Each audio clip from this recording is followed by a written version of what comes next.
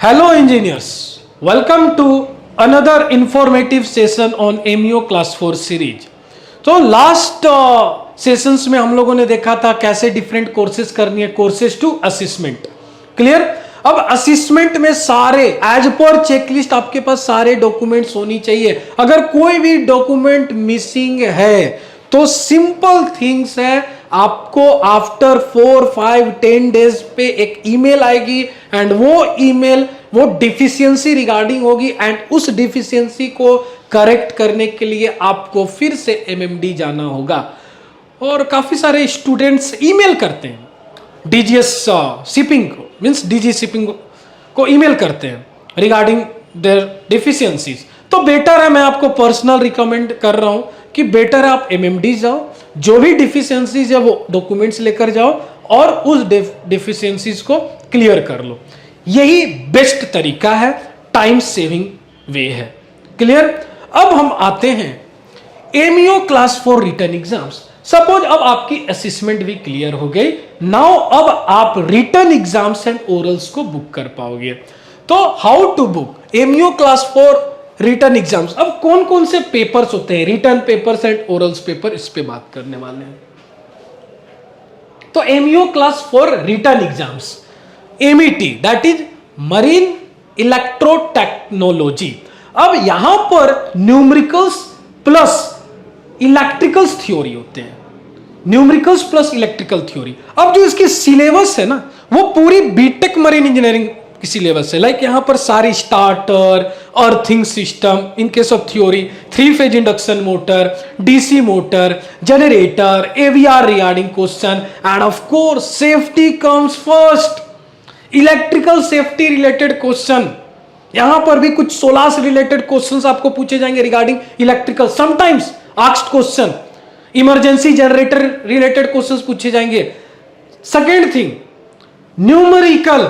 मैं each and every aspirants को बोलूंगा कि भाई न्यूमेरिकल्स अगर आ जाए तो प्लीज अटेम्प्ट इट. अब आप बोलोगे कि सर कहां से पढ़ाई करें, तो इसके लिए already MEO class 4 package launch हो गया जिसकी डिटेल्ड इंफॉर्मेशन मैं आफ्टर 3-4 मिनट्स के बाद आपको देने वाला हूं. अब एमईओ क्लास 4 पैकेज में सेपरेट एमईटी मरीन इलेक्ट्रोटेक्नोलॉजी की सेपरेट कोर्स है. रिटर्न की हम लोगों ने थिंग्स कवर किया है एंड फंक्शन 5 में रिटर्न्स की थ्योरी कवर किया है एंड फंक्शन 5 की oral WCOL and separate MET में पूरी न्यूमेरिकल्स प्रीवियस ईयर क्वेश्चन, सारे प्रीवियस ईयर क्वेश्चंस की सॉल्यूशन हम लोगों ने रिकॉर्डेड फॉर्म में प्रोवाइड किया है, वीडियो ट्यूटोरियल फॉर्मेट में. तो आप कोर्स विजिट कर सकते हो. Now next thing is MEK marine engineering knowledge.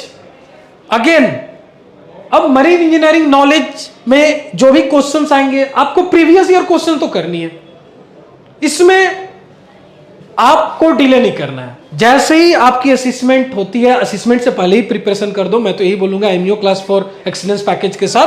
But जैसे ही आप पढ़ाई करना स्टार्ट करते हो क्लास 4 के लिए, आपको सबसे पहले प्रीवियस ईयर क्वेश्चन उठानी है, प्रीवियस ईयर क्वेश्चन लगानी है, न्यूमेरिकल्स हो, थ्योरी पढ़नी है. एंड यस, अब बात आता है एमईके में डायग्राम, लेबल डायग्राम काफी इंपॉर्टेंट होती है. जब भी अगर आपको पूछा जाए फ्रेश वाटर जनरेटर, 2 पेज लिख दो, 3 पेज लिख दो, कीप राइटिंग, बट अगर आपने डायग्राम नहीं बनाया तो वहां पर आपकी 75% मार्क ऐसे ही डिडक्ट हो जाएगी. और आपने हाफ एन पेज एक्सप्लेन किया है विथ लेबल डायग्राम, तो ट्रस्ट मी 85-90% तो मार्क्स वहां पर आप गेन कर लोगे.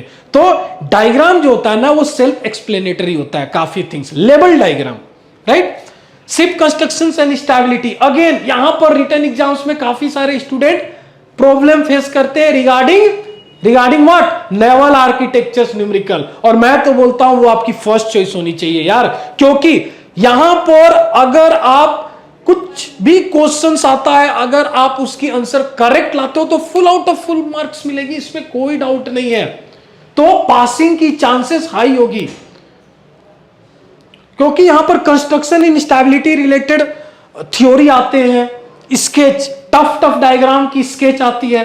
तो थ्योरी तो हम लोगों ने ऑलरेडी इसकी कवर किया है, क्लियर, सेपरेट सेम कोर्स में, ships construction and stability course में, एंड कुछ इसकी थ्योरी आपको ऑफ कोर्स फंक्शन 3 में भी देखने को मिलेगी, स्टेबिलिटी रिगार्डिंग।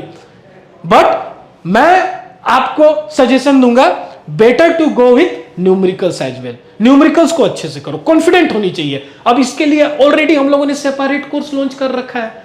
अगर आप पूरी बंडल लेना चाहते हो तो एमईओ एक्सीलेंस पैकेज में तो ऑल 6 कोर्स आएंगे। बट अगर आपकी शिप्स कंस्ट्रक्शन में ऐसा लग रहा है यार शिप्स कंस्ट्रक्शन में अटका हुआ हूं, इसमें पास नहीं हो पा रहा हूं, नेवल की न्यूमेरिकल्स नहीं बन पा रही है, देन गो फॉर इट ना, सेपरेट कोर्स है, आप सेपरेट कोर्स पे जा सकते हो ना। Next thing is marine engineering knowledge motor, again same suggestion, diagram काफी ज्यादा इंपॉर्टेंट हो गया आपके लिए। डायग्राम, लेवल डायग्राम और एक्सप्लेनेशन के साथ। Again MEP same diagram and explanation देना है। And MEP motor MEK already हम लोगों ने फंक्शन 4b एंड फंक्शन 6 में हम लोगों ने 4b oral plus motor, and in case of function 6 oral plus MEP and general cover किया है। Clear? Marine engineering practices MEP, ships safety and environment protection.